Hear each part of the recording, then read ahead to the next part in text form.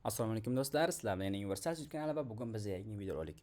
Ushbu videorolik YouTube'dagi izohlarda ko'p berilgan savollarga javob tariqasida tayyorlandi va ushbu videoda biz 2025-2026 o'quv yili uchun taxminiy ballarni gaplashamiz. Demak do'stlar, video boshlanishidan oldingi bir dona like va bo'lish tugmasini bosib qo'ying.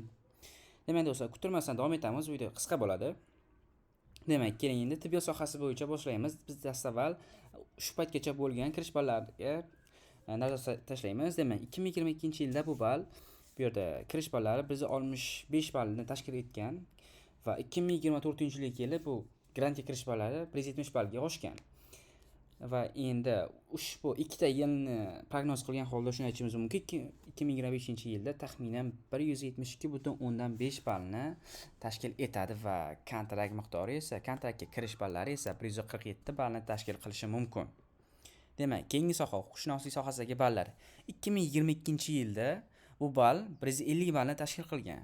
2024-yilga kelib qariyb 4,5 ballga oshgan va 2025-yilga kelib esa bu yanada oshishi kutilyapti.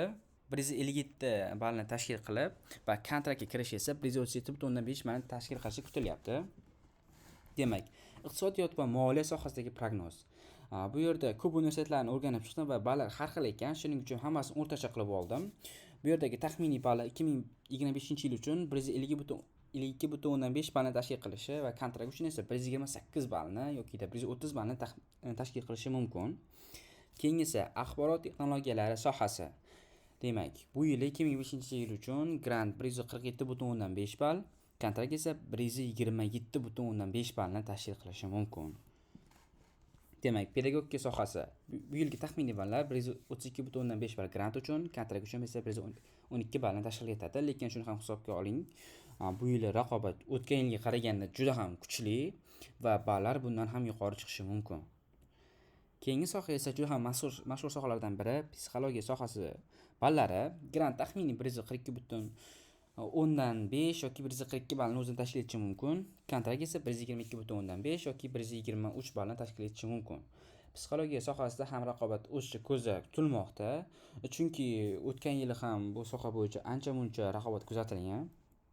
Keyingi soha filologiya sohasi. Bu yerda taxminiy ballar, grant ballari 137 ballni, kontrakt ballari esa 117 ballni tashkil qilishi kutilmoqda. Albatta bu sohada ham raqobat juda ham kuchli. Albatta agar bu o'tgan yilgidan qaraganda raqobat yana kuchayadigan bo'lsa, ballar yanada oshib ketishi mumkin. Mana bu yerda ko'rishingiz mumkin. Shu paytgacha bo'lgan kirish ballarini 2022-yildan, ya'ni 3 yil oralig'idagi o'sish miqdorini kuzatishingiz mumkin. 2022-yilda ballar tibbiyot, huquqshunoslik va iqtisodiyot bo'yicha ballarni ko'rishingiz mumkin. Yil sayin tushgan. 2024-yilgacha qariyb tushgan.